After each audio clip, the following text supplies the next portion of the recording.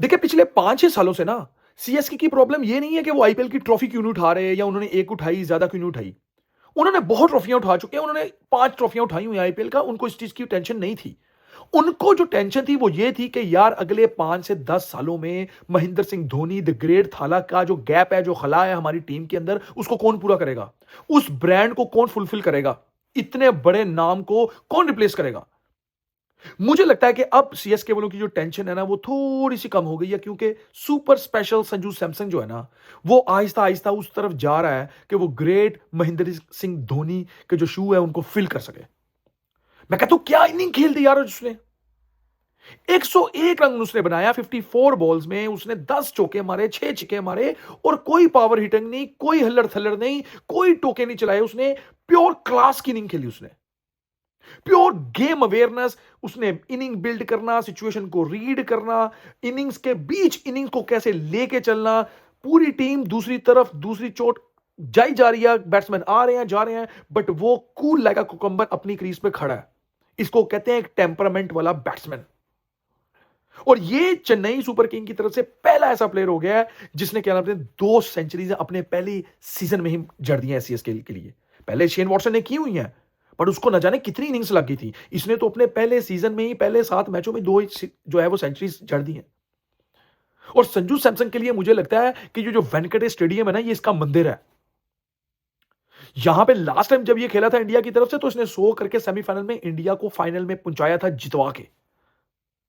और आज वेंकटे में घुस के मुंबई वालों को इसने सेंचुरी करके एक जो एल क्लासिको कहते हैं ना आईपीएल का, वो सीएसके को जितवा के दे दिया उसने।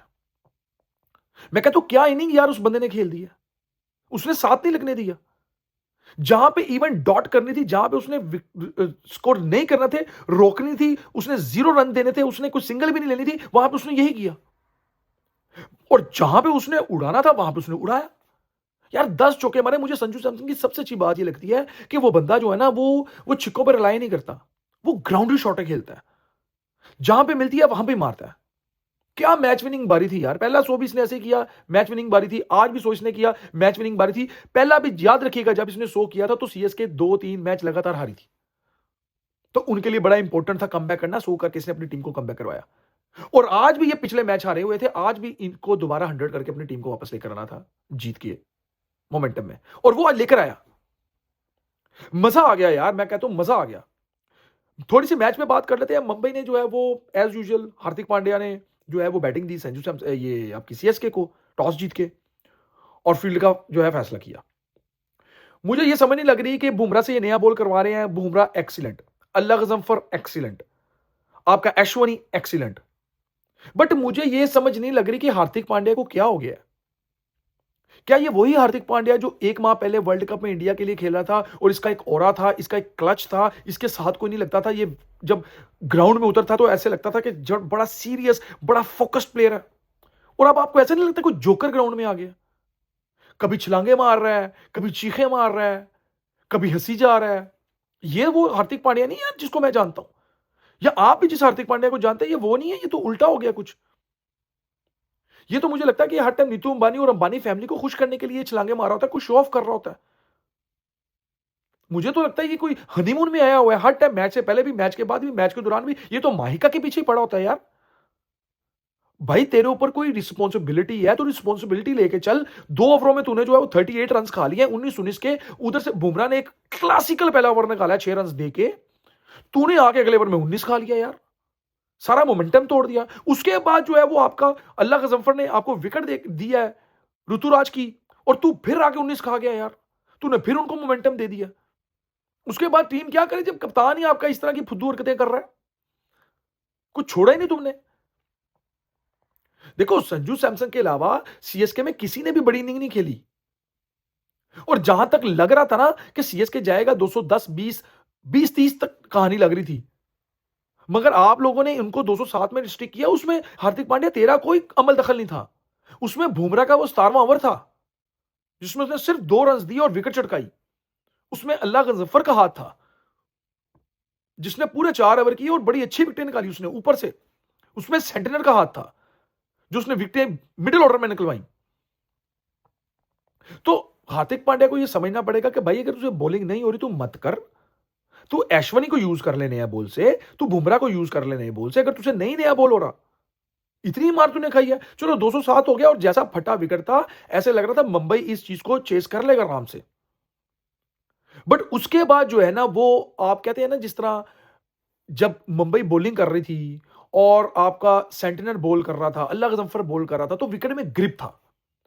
और सीएसके की जो डगआउट में मैनेजमेंट बैठी हुई है ना, उनको 10 आउट ऑफ 10 है। उन्होंने उधर ही ऑब्जर्व कर लिया था कि हमें अपने स्पिनर्स को बहुत अच्छी तरह यूज करना है, और उनके जो मेन बॉलर जो अभी तक जितने भी उन्होंने मैच जीते हैं उनमें मेन रोल रहा है वो सिर्फ 3 बंदों का रहा है। एक नूर अहमद का रहा है, संजू सैमसन का रहा है, और आपका अकील हुसैन का है। अकील हुसैन यार क्या ग्रिप पड़ता उसके बॉल के, कोई 2-2 फुट दी तो दी उंगला ने। वो ऐसे ग्रिप करके बॉल छोड़ता है नया बॉल, और दिलेरी वाली बॉल करता है, आगे फेंकता है फ्लाइट में या तेज करता है। आम बॉल तो उसका बहुत ही एक्सीलेंट है।